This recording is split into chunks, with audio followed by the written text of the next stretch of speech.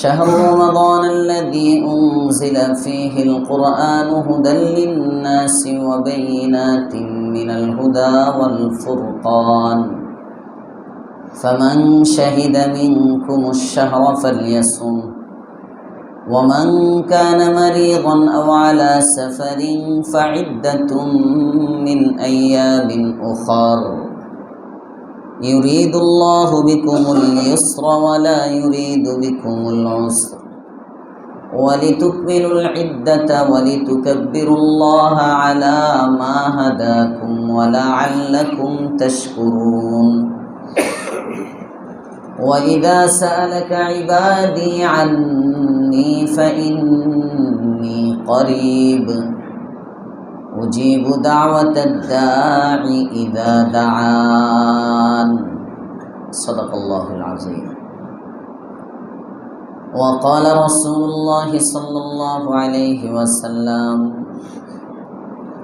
الصيام والقرآن يشفعان للعبد أو كما قال عليه الصلاة والسلام اللهم صل على محمد وعلى آل محمد كما صليت على إبراهيم وعلى آل إبراهيم إنك حميد مجيد اللهم بارك على محمد وعلى آل محمد كما باركت على إبراهيم وعلى آل إبراهيم إنك حميد مجيد سبحانك لا علم لنا إلا ما علمتنا إنك أنت العليم الحكيم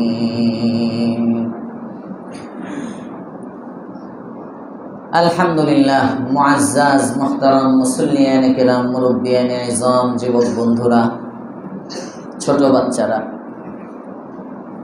শুকরিয়া আদায় করছি রব্বে করিমের দরবারে যিনি আমাদেরকে রমজান পর্যন্ত পৌঁছে দিয়েছেন আলহামদুলিল্লাহ আকাবির ও আসলাফের জিন্দেগিতে এমন আছে সারা বছর ওনারা রমজানকে নিয়ে ভাবতেন 6 মাস পর্যন্ত রমজানের প্রস্তুতি নিতেন আর 6 মাস রমজানকে বিদায় দিতেন মানে 12 মাস জেহেন ও দিমাগের মধ্যে ফিকির একটাই রমজান রমজান রমজান রমজান আসার আগ থেকে 6 মাস পর্যন্ত এই যে আসলো রমজান এই যে আসলো এই বুঝি আসলো প্রস্তুতি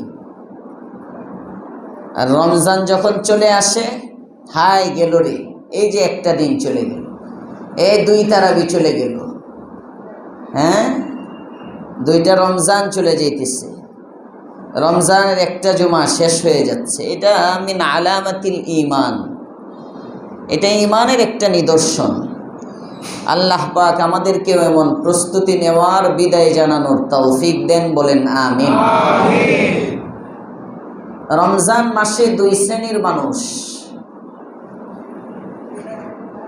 মানুষের কর্মপদ্ধতির দিকে লক্ষ্য করলে 2টা শ্রেণী দেখা যায় এক শ্রেণী আহলুদ দুনিয়া আর এক শ্রেণী আহলুল আখিরাহ এক শ্রেণী হলো আহলুদ দুনিয়া আর এক শ্রেণী আহলুল আখিরাহ দুনিয়াদার এক শ্রেণী আখিরাতের প্রত্যাশী হলো একটা শ্রেণী যারা দুনিয়াদার তাদের রমজান একভাবে তাদের রমজানের প্রস্তুতি একরকম যারা আখিরাতওয়ালা তাদের রমজানের প্রস্তুতি একরকম দুনিয়াদারদের প্রস্তুতির পদ্ধতি একটা আখিরাত প্রত্যাশী যারা তাদের প্রস্তুতির পদ্ধতি একটা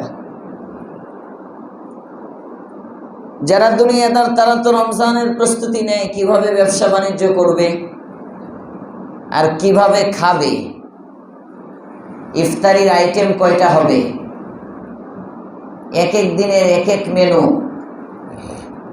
ঠিক বলতেছি না ভুল বলতেছি? শুধু ব্যবসায়ী যারা তারা দুনিয়াদার না, ব্যবসা ছাড়া চাকরি ছাড়া সাধারণ পাবলিকও দুনিয়াদার হইতে পারে। 3-4 আইটেম, এটা হইল ইফতার।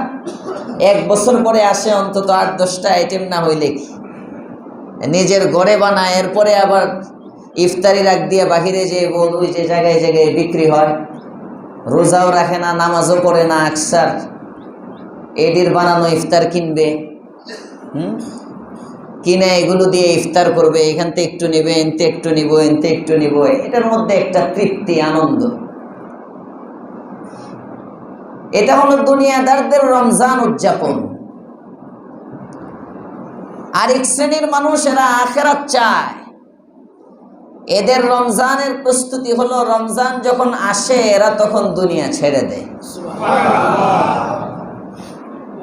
সব। হাত্তাকে আমাদের বুজুর্গানে দ্বীনের জিন্দেগিতে তো এমন আছে, ইমাম বুখারী রহমতুল্লাহ আলাইহি ওনার বুখারীতে যার থেকে হাদিস বর্ণনা করেছেন ইমাম জুহরি রহমতুল্লাহ আলাইহি।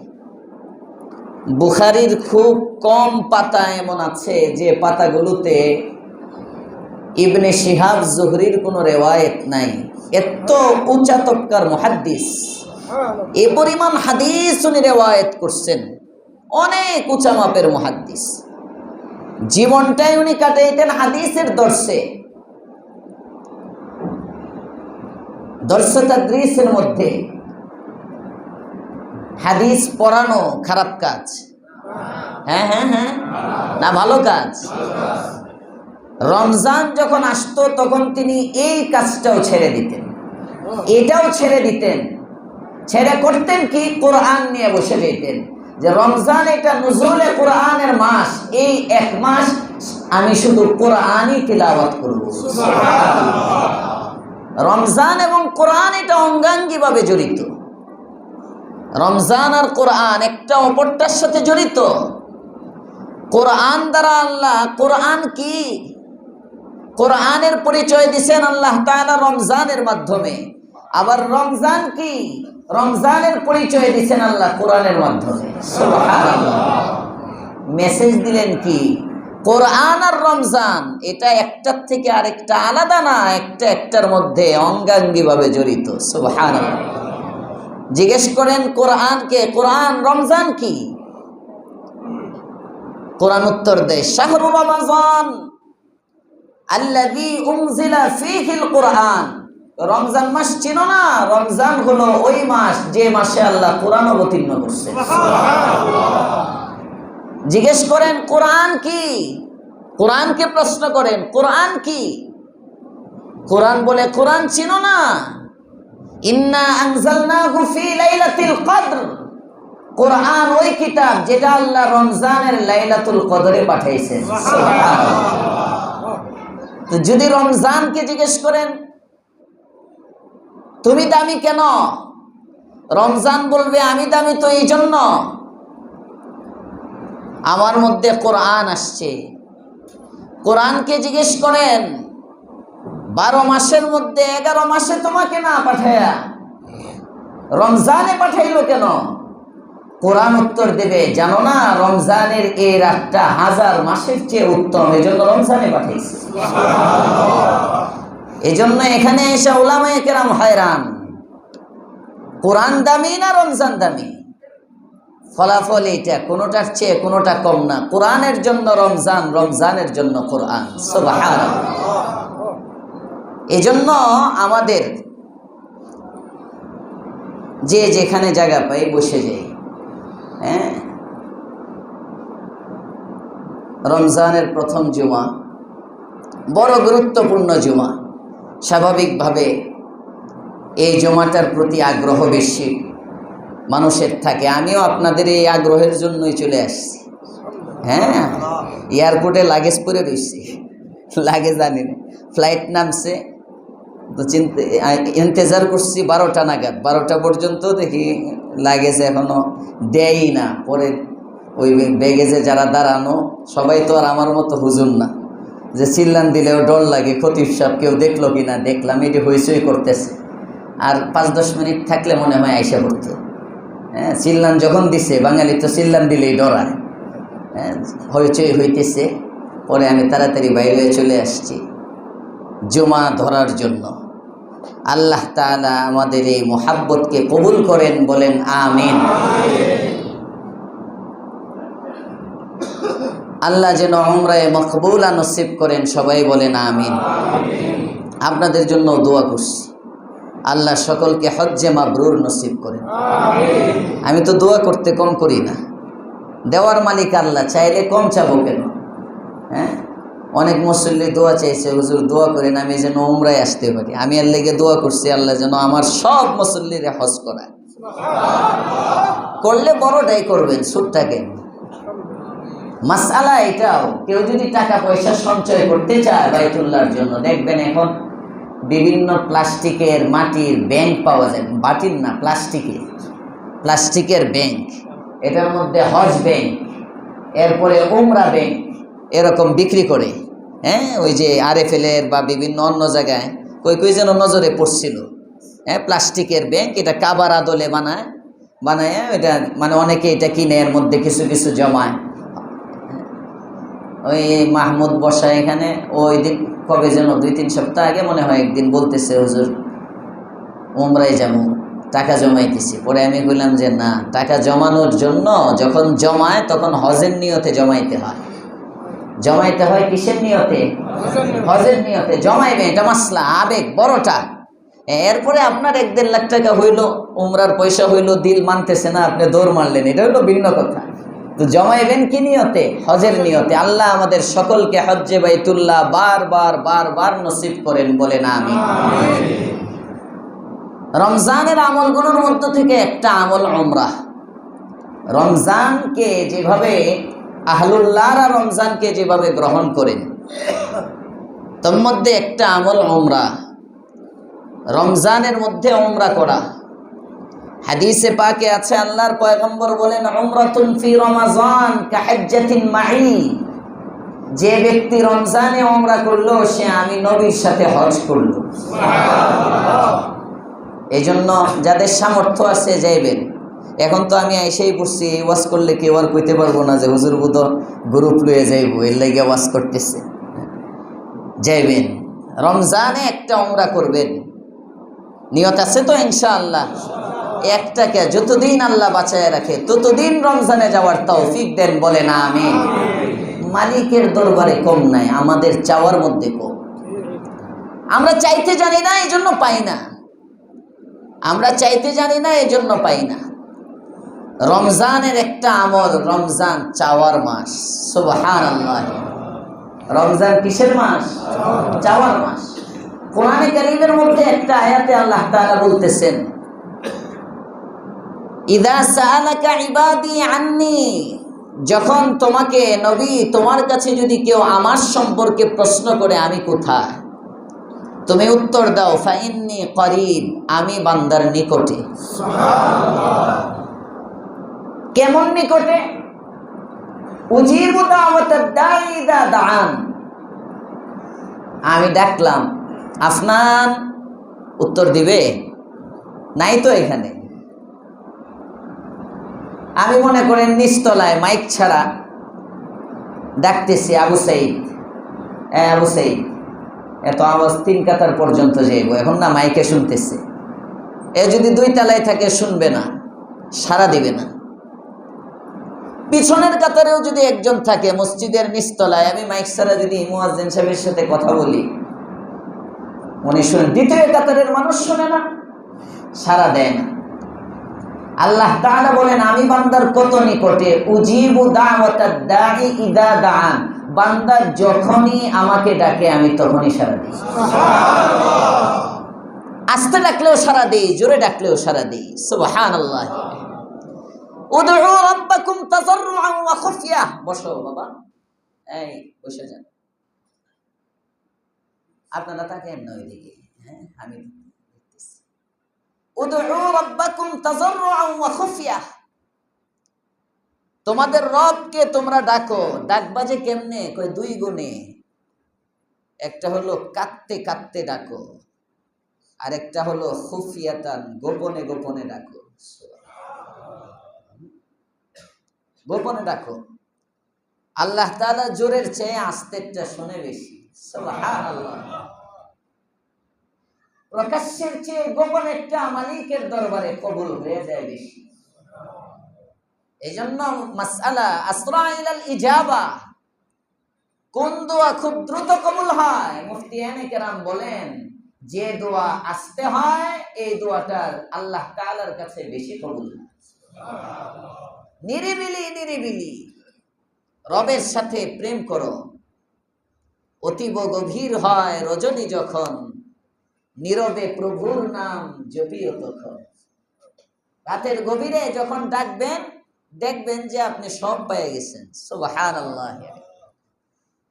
এই যে আয়াতে আল্লাহ তাআলা বললেন, উজিবু দাওয়াতাদ দাঈ ইযা দাআন, আমি বান্দার ডাকে সাড়া দেই। কখন? যখনই আমাকে ডাকে। ইযা দাআন, যখনই ডাকে তখনই হাজির। সুবহানাল্লাহ।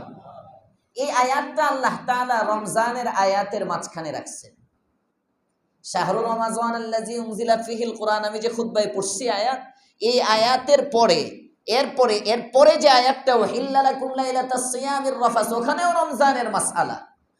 পরের আয়াতে রমজানের মাসআলা, আগের আয়াতে রমজানের ফজিলত, আগের আয়াতে রমজানের ফজিলত এবং কিছু মাসআলা, পরের আয়াতেও রমজানের আলোচনা। মাঝখানে আল্লাহ তাআলা বলতেছেন, নবী এরা যখন আপনাকে জিজ্ঞেস করে আমি কই, আপনি বলেন আমি বান্দার অতি নিকটে। উজিবু দাওয়াতাদ দাঈ ইযা দাআন, বান্দা যখনই আমাকে ডাকে আমি তার ডাকে সাড়া দেই। সুবহানাল্লাহ।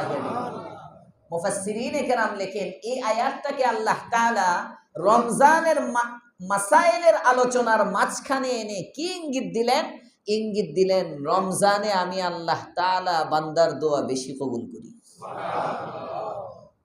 তাহলে ফাঁকে ফাঁকে কয়েকটা কথা বলে ফেলতেছি। আজকের আলোচনা তো এমনই হইল, হ্যাঁ, প্রস্তুতি ছাড়া আলোচনা, বিমানে বয়ে বয়ে মোবাইলের মুতালা, একটু এই ঘুম এই। রমজানের আমল এক নম্বর কি বললাম বলেন? কোরআনের তিলাওয়াত। এক নম্বর আমল কি? কোরআনের তিলাওয়াত একটা আমল। আরেকটা আমল রমজানে উমরা, আরেকটা আমল রমজানে দোয়া। বলেন রমজানে দোয়া। তালিম হয়েছে এগুলো মোটামুটি, তালিম হইতেছে তো, হ্যাঁ, শুরুর দিকে ফাজা, এখন তো মাসাইল চলতেছে, এখন মাসাইল। গত সপ্তাহে বোধ ফাজাইল কিছু হয়েছে শুরুর দিকে। হ্যাঁ, রমজানের একটা আমল, বলেন কি বলছি? কোরআন তেলাওয়াত। মুখস্থ করেন, রমজানের এক নম্বর আমল কি? আরে ভাই, নফল বলা হইতেছে, নফল। ফরজ তো পরেই করবেই। রমজানের সবচেয়ে বড় আমল তো রোজা রাখা। যে খতিব সাহেব হুজুরের কাছে শুনলাম রমজানের বড় আমল কোরআন তেলাওয়াত। ঠিক আছে, রোজা না রাখা খাইলাম আর তেলাওয়াত করলাম, এটা তো পাগলেও করবে না। এই জন্য রোজার কথা আর বললাম না। রোজা যে রমজানের আমল, এটা কি বলতে হবে? এটা তো 2 মাস যাবতই শুনতেছেন আপনারা। রমজান তো রোজার জন্যই। রমজানের সবচেয়ে বড় আমল তো রোজাই। রোজাটা যেন রোজার মতো হয়, এই বয়ান তো আমি যাওয়ার আগে করেই গেছি। আল্লাহ আমাদেরকে রোজার হক আদায় করে রোজা রাখার তৌফিক দেন, বলেন আমিন। রমজানের দ্বিতীয় আমল তারাবি। রোজার পরে সুন্নতে ফরজের পরের স্তর হলো সুন্নতে মুআক্কাদা। শরীয়তের মধ্যে সর্বোচ্চ স্তর হলো ফরজ, ফরজের পরে হলো ওয়াজিব, ওয়াজিবের পরে হলো সুন্নতে মুআক্কাদা, সুন্নতে মুআক্কাদার পরে হলো নওয়াফিল, যেটাকে সুনানে জায়েদা বা মুস্তাহাব্বাত বলে। এগুলো হলো ইবাদতের স্তর। তো রমজানে দিনের বেলা একটা আমল, এটা আল্লাহ তাআলার পক্ষ থেকে, এটা ফরজ। নাম কি? সবাই বলেন নাম কি? কিন্তু একজনে কয় ফরজ। নাম কি? রোজা। এই রোজাটা ফরজ। এই রোজাটা কি? ফরজ, রাখতেই হবে। রোজা রাখলেন, রোজা শুনেন, আমল যত বড় শয়তানের ওয়াসওয়াসাও তত বড়। দেখবেন হজের ইহরামটা শরীরের মধ্যে দিলেই শরীর গরম হয়ে যায়, মাথা মুথা গরম। উমরা এত গরম হয় না, হজে যত গরম।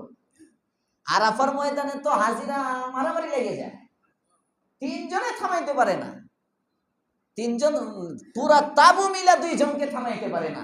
এদিকে 30 জনে মিলে থামাইতে চাইতেছে, নিতেই পারে না, মানে মারাত্মক।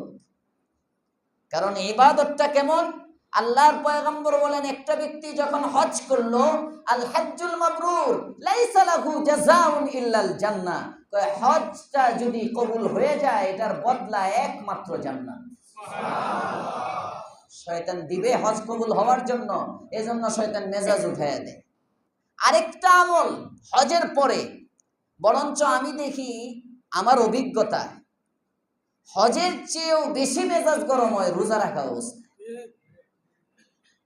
ভুল বলতেছি নাকি?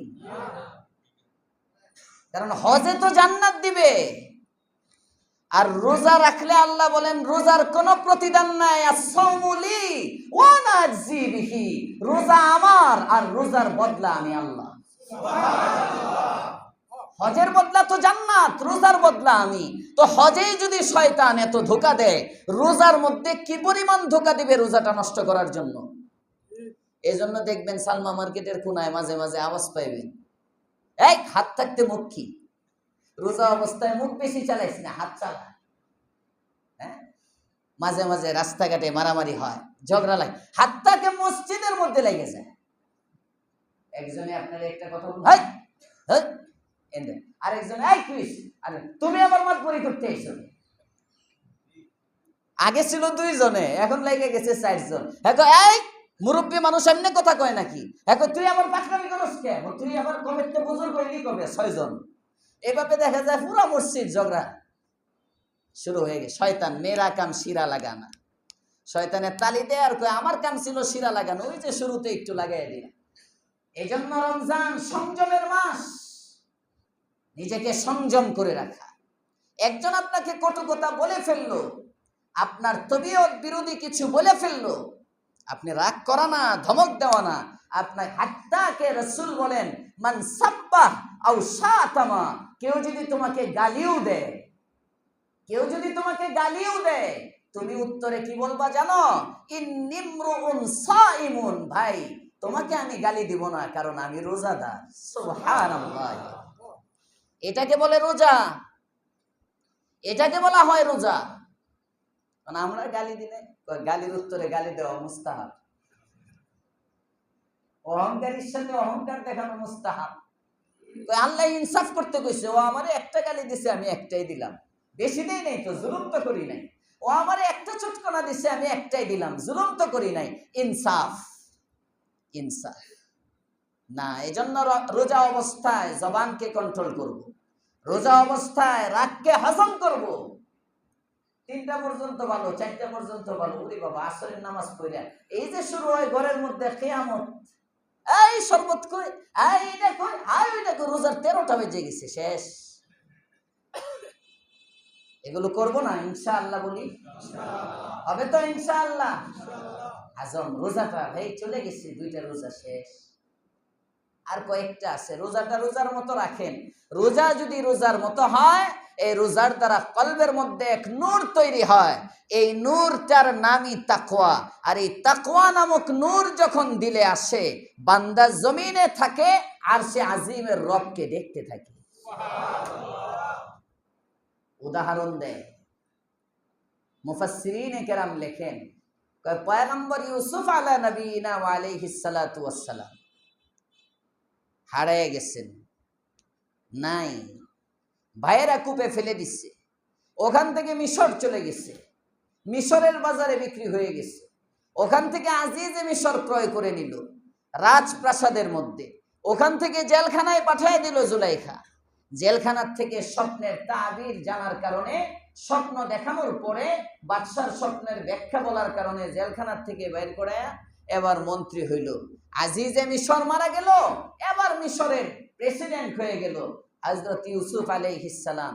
প্রেসিডেন্ট হওয়ার পরে দুর্ভিক্ষ শুরু হয়ে গেল, কেনান থেকে বাবা পাঠাইলেন ভাইদেরকে, এই শুনলাম মিশরে নাকি একজন ভালো বাদশা হয়েছে, ওই বাদশার কাছে গেলে বাদশা প্রত্যেককে মাথা পিছু অনুদান দেয়, রেশন দেয়, মনে করেন এটিতে কি কয়, ওই রিলিফ দেয়। তো যায় নিয়ে আসো, রিলিফের মাল দিতেছে, আমরা তো অভাবী, তোমরা 10 ভাই যাও, যায় নিয়ে আসো, তোমরা 10 ভাই।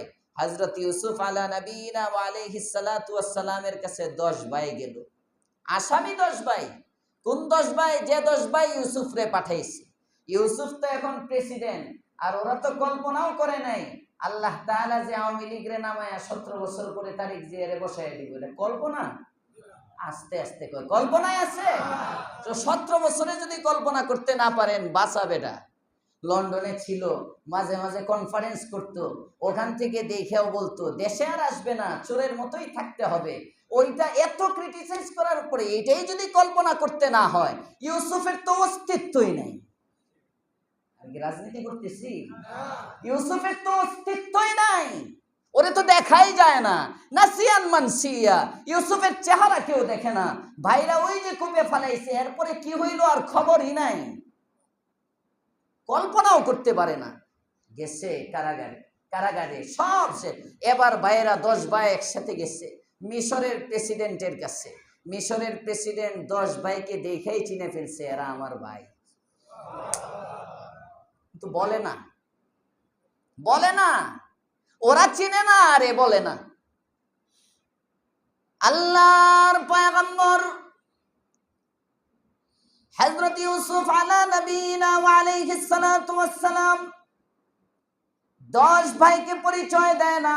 10 ভাইকে যখন 10 উট ভর্তি মাল দিয়ে দেয়, এবার তারা বলে, বাদশা গো, শুনলাম আপনি অনেক ভালো মানুষ, আপনি অনেক দানবীর, আপনার অনেক অনেক অনেক অবদান আছে, এই ফাম। বাদশা, আমার একজন ছোট ভাই আছে, আমার বৃদ্ধ একজন বাবা আছে, আমরা সম্ভ্রান্ত বংশের মানুষ, পয়গম্বর ইব্রাহিম আলাইহিস সালামের বংশের মানুষ। আপনি দয়া করে আমার বাবার জন্য একটা পুতলা দেন, আর আমার ছোট ভাইয়ের জন্য আরেকটা পুতলা দেন। আমরা 10 ভাই আসছি, তো আমার ছোট ভাইটাকে আমার বাবা দেয় না, ওকে ছাড়া থাকতে পারে না। ইউসুফ আলাইহিস সালাম বলেন, না, এনে কোনো খাতির চলবে না, খাতির নাই, মানুষ দেখে দিতে হইব। আচ্ছা, তোমার আব্বা যখন বুড়া মানুষ, বাবারটা দিয়ে দিলাম, ভাইয়ের জন্য আর দিতে পারবো না, তোমরা মিলে মিশা খাইও, যদি লাগে এগুলো শেষ হইলে সামনের বার আবার ভাইকে নিয়ে আসবা, তখন তোমার ভাইকেও দিব। সুবহানাল্লাহ।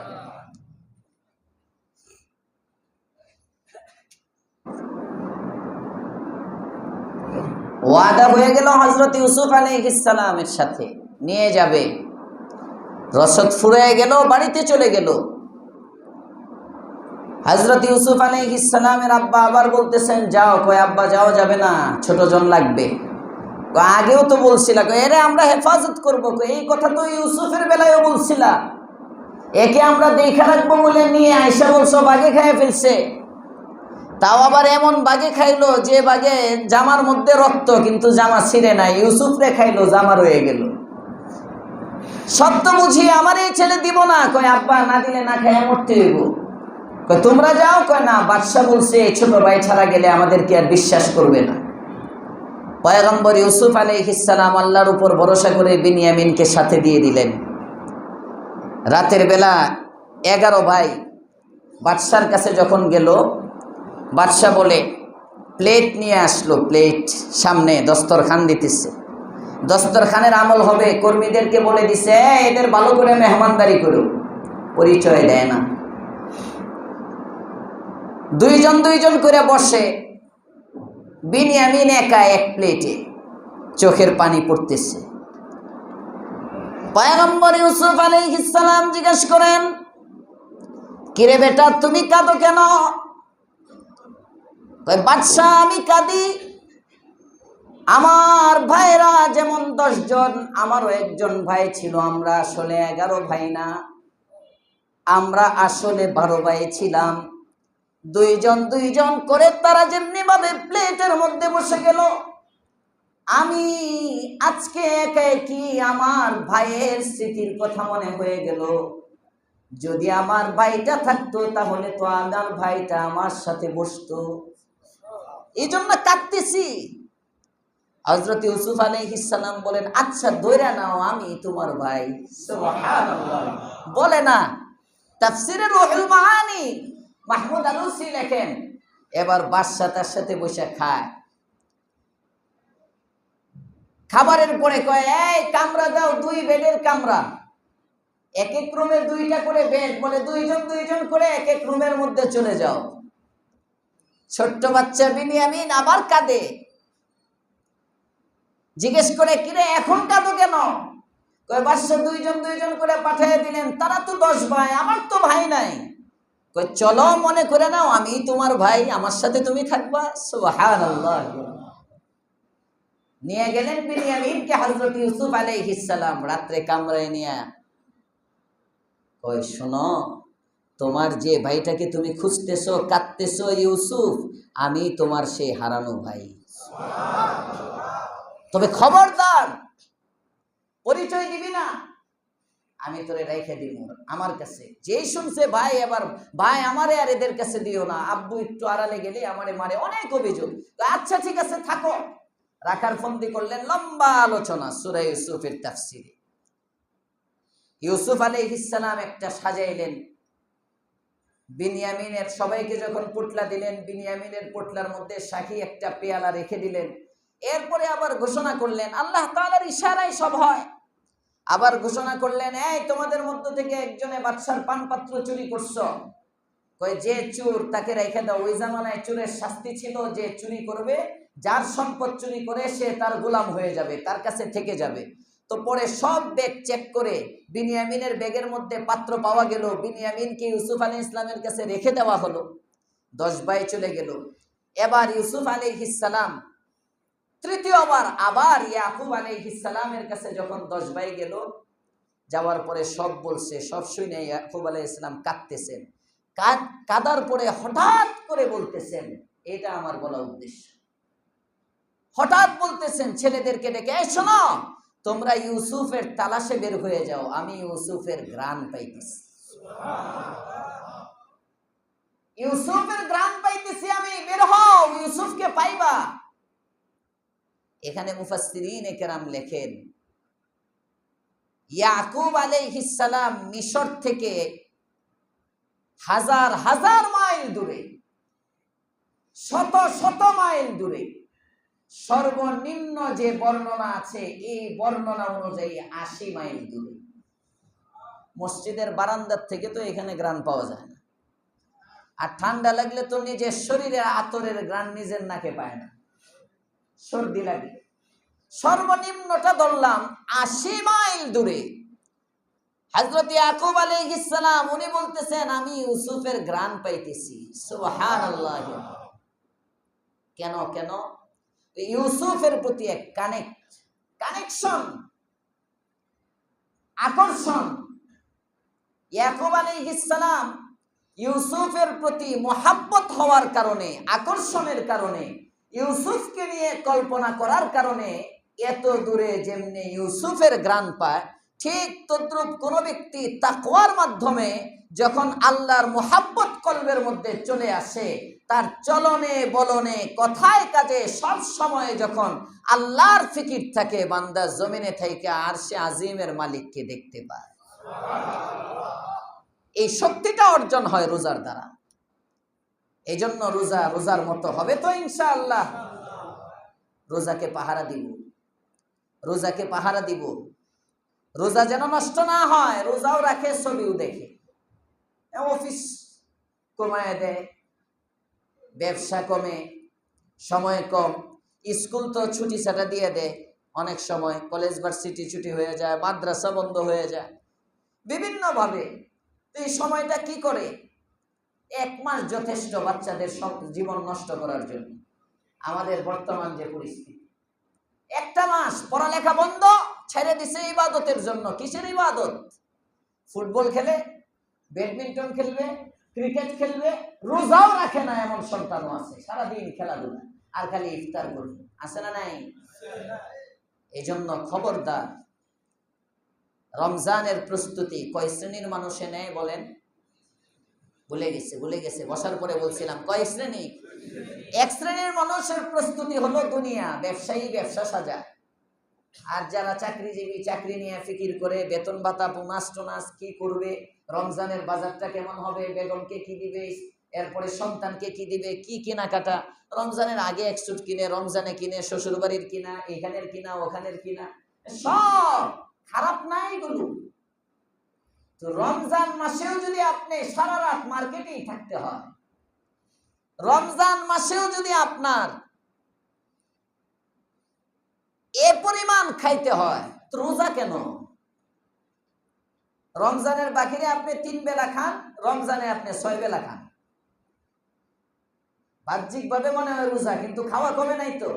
সাহারির সময় খাইছে, ইফতারির সময় নামাজের আগে ইফতার করলো, ওখানে 10-15 মিনিট তো নামাজ পিছিয়ে দেয়, 10-15 মিনিটে তো কেমন খাওয়া বুঝেনি, ভালো খাওয়া। ইফতার করে আবার তারাবির আগে দ্বিতীয় টিপ, তৃতীয় টিপ, আবার এখানে আবার খাওয়া। তারাবির নামাজের সময় আবার কিছু শরবত টরবত নিয়ে এসে মসজিদে ফাঁকে ফাঁকে খাওয়া। আরবে তো খেজুর, গাওয়া টাওয়া কত কিছু নিয়ে যায়, রুটি। তারাবি হয়েছে 4 রাকাতের পরেই বাস রুটি খাইতেছে, খেজুর খাইতেছে, আরে খাওয়া। আমরা বাংলাদেশে তো এটি নাই। তারাবির নামাজ পড়ে বাসায় গিয়ে আবার খাইবেন, সাথে সাথে এই সারাদিন রোজা রাখছি, খানা রেডি তো। তারাবির পর পরে হইলো রোজা রাখার খাওয়া। এরপরে একটু খবরের কাগজ টাগজ দেখে করে রাত্রে 12টা-1টার দিকে, ওইটা হলো রাত্রের খাওয়া। তারাবির পরে তো এইভাবে অনেকের শিডিউল 5-6 বেলা খায়। রমজান খাওয়ার মাস না, রমজান খাওয়া ছাড়ার মাস। আমাদের রোজা রাখার পরেও দিল নরম হয় না, রোজা রাখার পরেও চোখে পানি আসে না, রোজা রাখার পরেও গুনাহের চাহিদা মিটে না। তার কারণ কি? রোজা তো আসছে খাবার কমায়া নফসকে দুর্বল করার জন্য।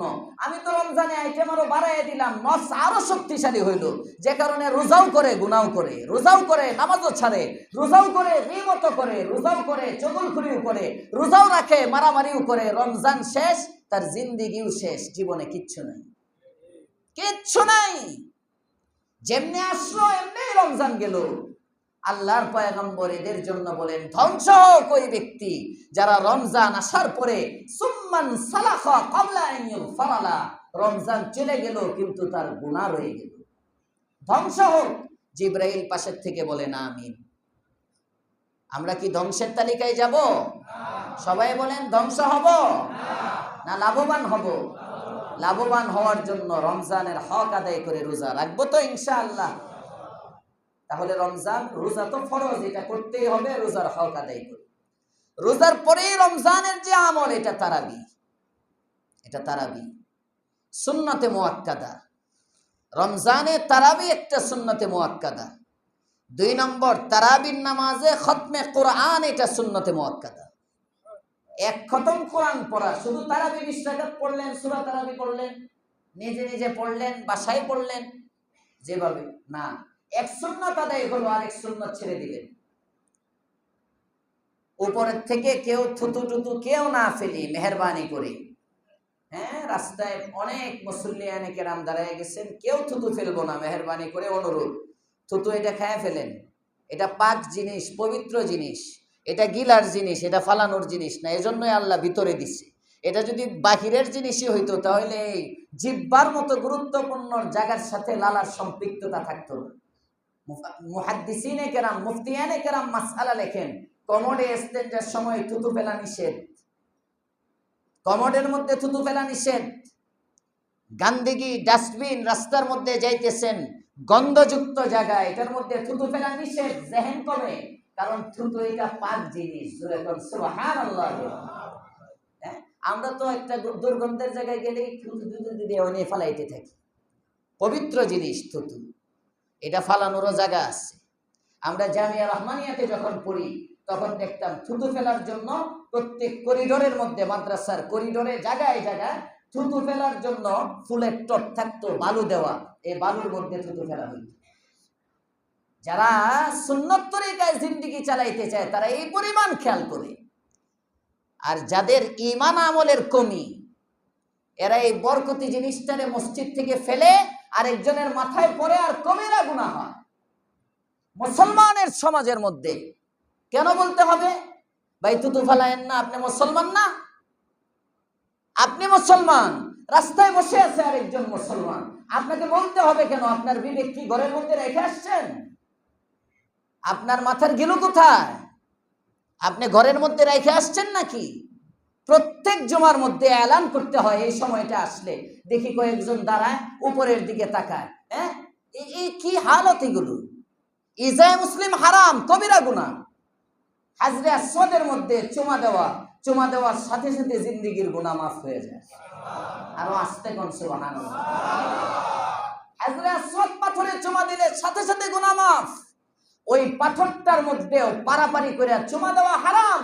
মুফতিয়ানে কেরাম মাসআলা বলেন, হারামের বড় বড় মনিটরের মধ্যে লেখা আসতেছে যে ভাই হাজরে আসওয়াদে চুমা দেওয়া মুস্তাহাব।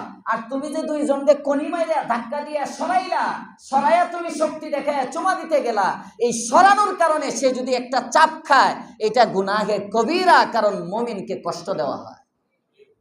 বান্দার দিলে আঘাত দেওয়া কবিরা গুনাহ। কাবাগর ভাঙাও এত বড় গুনাহ না, একজন মানুষের দিলে আঘাত করা যত বড় গুনাহ। হযরতে আরিফে রুমি বলেন, কেন জানো?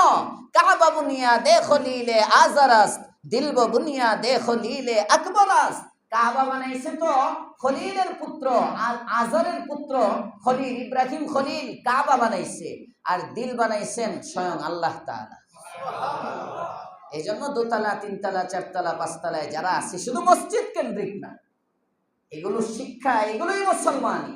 মুসলমানি শুধু নামাজের মধ্যে না, মুসলমানি শুধু রোজা, হজ, যাকাতের মধ্যে না, মুসলমানি আমার পুরা অঙ্গ প্রত্যঙ্গ।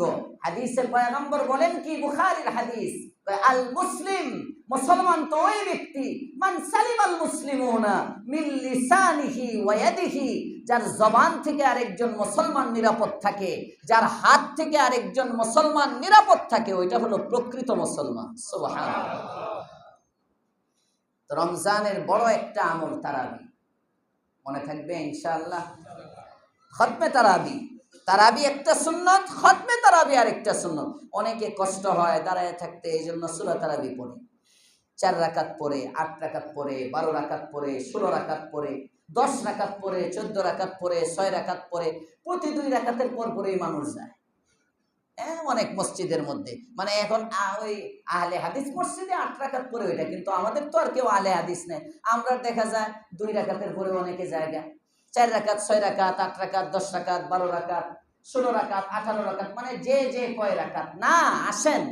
যে 2 তারাবি 3 তারাবি চলে গেছে, আজকে 3য় তারাবি হবে, যে 2 তারাবি চলে গেছে তো গেছে, নিয়ত করি বাকি রমজান 20 রাকাত তারাবি মসজিদে জামাতে পড়ব ইনশাআল্লাহ। সবাই ইনশাআল্লাহ। এই মসজিদে পড়তে হবে জরুরি না, যে মসজিদে হয় পড়েন, তো মসজিদে পড়েন, খতমে তারাবি পড়েন। আল্লাহ তৌফিক দান করেন, বলেন আমিন। রমজানের বড় আমল কোরআনে কারীমের তিলাওয়াত, নফল আমল। তো একটা বললাম ফরজ আমল, এরপরে সুন্নতে মুআক্কাদা, এরপরে নফল। নফল আমলের মধ্য থেকে কাউকে ইফতার করানো একটা আমল, রোজাদারকে ইফতার করাইবেন ইনশাআল্লাহ। হ্যাঁ, সামর্থ্য কি দিয়ে করাবো, আমি নিজেই তো খাইতে পারি না। আল্লাহ তাআলা কয়, আমি তোরে সরকারি পানি দিয়ে দিস। আরো আস্তে কোন সুবহানাল্লাহ। কয় বান্দা, পানির দাম লাখ টাকা না, 1000 টাকা না, 100 টাকাও না, তোর ঘরের মধ্যে কল ছাড়বি আর পানি পাইবি। 1 বোতল পানি নিয়া মসজিদের মধ্যে আইসা পড়ো। একজন মানুষ রাস্তা দিয়ে যাইতেছে, কয়েকটা খেজুর নিয়া তুমি আইসা পড়ো, বারান্দায় বসো। একজন যায়, তারে ডাক দাও আজানের সময়, ভাই আমি মসজিদে ইফতার করতেছি, আসেন না ইফতারে শরীক হন। মসজিদে তাকে নিয়া একটা খেজুর দাও। খেজুর দেওয়ার সামর্থ্য নাই, গ্লাস আর পানি নিয়ে রাস্তার মধ্যে একজন মানুষকে যদি 1 গ্লাস না, নবী বলেন 1 ঢোক পানি যদি তুমি পান করাও, ময়দানে মাহশরে আমি তোমাকে হাউজে কাউসারের পানি পান করাই। পারবো ইনশাআল্লাহ পারবো। এক ঢোক পানি দ্বারা আপনি কাউকে ইফতার করাবেন, পয়গম্বর বলেন ওই ব্যক্তি রোজা রাখা যে সওয়াব পাবে, আল্লাহ তাআলা কবুল একটা রোজার সওয়াব তোমার আমলনামায় দিয়ে দিবে। এগুলো করেন ভাই, করেন। শুধু পরিচিত মানুষকে খাওয়ায়েন না, অপরিচিত কেউ খাওয়ান। শুধু গরিবকে খাওয়ানো না, গরিবকে তো সাদাকা, আরে ধনীদেরকেও খাওয়ান। ইফতার করানো, ইফতার করানো এটা স্বতন্ত্র একটা আমল। এটার মধ্যে শুধু গরিব না, এটা গরিব ধনী সবাই, গরিব ধনী সবাই, এটা সম্মানের একটা জিনিস সবাইকে। অনেকে শুধু এতিমখানা তালাশ করে কোন জায়গায় এতিমখানা আছে ইফতার করানোর জন্য, না, এতিমখানায়ও করান, আপনার পাশের প্রতিবেশী নিয়ে ইফতার করেন। রমজান শাহরুল মুওয়াসাত, একে অপরের সহমর্মিতার মাস, একে অপরের পাশে দাঁড়ানোর মাস। এই আমলগুলো রমজানের নফল আমলের মধ্যে ইফতার করানো একটা আমল। রমজানের নফল আমলগুলোর মধ্যে সবচেয়ে বড় আমল সাহরি একটা আমল। নিজে সাহরি খাওয়া, সাহরি না খেয়ে কেউ রোজা রাখবেন না। হুজুর রোজা রাখি না কিন্তু সাহরি নিজ দেই না। আপনি ভাবলেন কেমনে আমরা সাহরি না খেয়ে রোজা রাখবো? প্রয়োজনে সাহরি খামো, রোজা ছাড়বো। এই ধরনের মুমিন অনেক পাওয়া যায়, আছে না নাই? সাহরি খায় কিন্তু রোজা রাখে না। আল্লাহ হেদায়েত দান করুক, বলেন আমিন। সাহরি খাওয়া এটাও ইবাদত। যে কাজটাই করবেন ইবাদতের নিয়তে করবেন। সবচেয়ে বড় ইবাদত কোরআন তিলাওয়াত করা রমজানে নফলের মধ্যে, মনে থাকবে ইনশাআল্লাহ। সবচেয়ে বড়, কারণ রমজান আর কোরআন একটা আরেকটার অঙ্গ। যেরকম সুবহানাল্লাহ, বসার পরে এখান থেকেই কথা ছিল। রমজান আর কোরআন একটা। আল্লাহ তাআলা বলেন শাহরুর রমাযান আল্লাযী উনজিলা ফীহিল কুরআন। রমজান মাস কাকে বলে? কয় যে মাসে কোরআন আসছে এটাই রমজানের মাস। সবাই কয় নাই সুবহানাল্লাহ? যে মাসে কোরআন আসছে এটাই রমজানের মাস। এজন্য কোরআনকে আপনাবো। হযরত ইমাম শাফিঈ রাহমাতুল্লাহ আলাইহি রমজানে 55 খতম কোরআন তেলাওয়াত করতেন। হযরত ইমাম আযম আবু হানিফা রাহমাতুল্লাহ আলাইহি রমজানে 61 খতম কোরআন তেলাওয়াত করতেন। হযরত উসমান ইবনে আফফান রাদিয়াল্লাহু তাআলা আনহু রমজানে প্রতি রাতে 2 রাকাত নামাজে 1 খতম কোরআন পড়তেন। 2 রাকাত নামাজে 1 খতম পড়তেন। আর আমরা সারা মাসে 1 খতম পড়তে তৈরি না। প্রথম 2-3 দিন তারাবিতে মুসল্লি আছে, ওরে মসজিদে সময় বেশি লাগে 10 মিনিট, আয় আয় আয়, ওই মসজিদের সময় একটু কম, ওই মসজিদের সময় একটু কম, আছে না নাই? না, আরে তালাশ করা দরকার কোথায় সময় বেশি লাগে, কোথায় সেজদাটা একটু বেশি হয়, কোথায় রুকুটা একটু সময় বেশি যায়। আরে রমজান 2 দিন চলে গেছে, চলে যাবে, আমার হায়াত থেকে যাবে, সময় অনেক পার করতে পারবো। নামাজে কিন্তু রমজানের পরে আর খতমে কোরআনের মধ্যে দাঁড়াইতে পারবো না। ঠিক বললাম না বেঠি? এই যে 3টা পারা হাফেজ সাহেবরা পড়ে ফেলছে, এই 3 পারা হতে পারে আমার জীবনে শেষ, হতে পারে আমার জীবনে শেষ। হাফেজ সাহেবরা হয়তো রমজানের পরেও তাহাজ্জুদে নিজে নিজে পড়তে পারবে, আওয়াবিনে নিজে নিজে পড়তে পারবে, ইশরাকে নিজে নিজে পড়তে পারবে। আপনি তো হাফেজ না। আপনার যে 3 পারা চলে গেল, আজকে যে 4 নম্বর পারার থেকে 1.5 পারা পড়বে, আপনি তো হাফেজ না। নামাজের মধ্যে আপনার জীবনে এটা পড়ার তৌফিক হবে না, কিন্তু নামাজের মধ্যে আপনি শুনলেন, তার মানে আল্লাহর পয়গম্বর বলেন আপনিও পড়লেন। আপনি শুনেন নাই, উনি পড়তেছে, আপনি শুনেও আপনি কেমন যেন নিজে পড়তেছেন। সুবহানাল্লাহ। আজকের পারাটা চলে গেল, হতে পারে আমার জীবনের শেষ। আগামী রমজানের আগে যদি মারা যায়, আর পাবো না এই তারাবি, আর পাবো না এই তারাবি। এজন্য হেলায় খেলায় সময় নষ্ট না করে কোরআনের সাথে জড়ি, কোরআন তিলাওয়াত করি, রমজানে কোরআনকে নিজের আপন করি। আমি কোরআনের হয়ে যাই, কোরআনকে আমার বানায় নেই, পারবো ইনশাআল্লাহ। হযরতে কতাদা রাদিয়াল্লাহু তাআলা, কতাদা রাহিমাহুল্লাহ, হযরতে কতাদা রাহমাতুল্লাহ আলাইহি তাবিঈ ছিলেন। হযরতে কতাদা তিনি বলেন, ওনার জীবনীতে আছে সিয়ারু আলামিন নুবালার মধ্যে, হযরতে কতাদা রমজানের বাহিরে প্রতি 7 দিনে 1 খতম পড়তেন। রমজান শুরু হইলে প্রতি 3 দিনে 1 খতম কোরআন শরীফ পড়তেন। সুবহানাল্লাহ। রমজানের মাঝামাঝি যখন সময় আসতো 2 দিনে 1 খতম পড়তেন। আর শেষ 10 যখন, তখন দিনে 1 খতম, রাত্রে 1 খতম। এভাবে ওনারা কোরআনের সাথে রমজানকে কাটাইছেন। আল্লাহ পাক আমাদেরকেও তৌফিক দান করুন। যে কথাগুলো বললাম, আমরা এই কোরআনকে আপনানোর জন্য আপনারা জানেন আমরা সারা মাস রমজানের তাফসীর করি। রমজান যেহেতু নজুলে কোরআনের মাস, এই জন্য রমজানে প্রতিদিন বাদ জোহর তাফসীর হয় আমাদের এই মসজিদে। আমি খতিব হওয়ার পরে থেকে, তো দেওবন্দ থেকে আসার পরে অর্থাৎ বিগত 7 বছর যাবৎ চলতেছে তাফসীর। 7 বছর, এটা 8ম বছর। ইনশাআল্লাহ আজকে থেকেই তাফসীর শুরু হবে। জুমার নামাজের পরে তাফসীর হবে অল্প সময়। আজকে তো আমিও ক্লান্ত, আপনারাও ক্লান্ত, লম্বা বয়ান শুনছেন। এরপরে কালকেও সারা মাস নজরুলে পড়ে, যাদের সুযোগ হয় জোহরের নামাজের পরে আধা ঘন্টা 20 মিনিট এটাকেও কোরআনের সাথে জোড়ার জন্য কোরআনের অংশ মনে করে তাফসীরেও জুড়ব। আল্লাহ যে কথাগুলো বললাম, সর্বপ্রথম আমাকে আমলের তৌফিক দান করেন, আপনাদেরকেও আমল করার তৌফিক দান করেন। ওয়া আখিরু দাওয়ানা আলহামদুলিল্লাহি রাব্বিল আলামিন।